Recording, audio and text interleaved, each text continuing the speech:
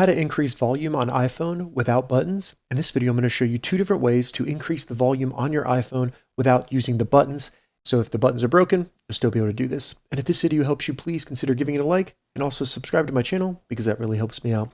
So the first way to increase volume without buttons on our iPhone is going to be in the control center. We can open that up by swiping down from the top right, and you should see a little volume meter right here. We can turn it up and down by just sliding on it. If you don't see this, select the plus button in the top left, and then go to the bottom and select add a control, and then just search volume, and then you can select the volume meter and it'll add it to your control center, so then you can control the volume that way.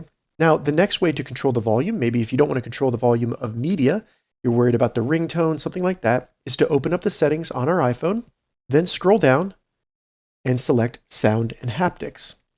From there, at the top, you'll have ringtone and alerts, and you can change the volume right there on your iPhone. So that's two ways to increase volume on iPhone without buttons. If this video helped you, give it a thumbs up, and please consider subscribing to my channel.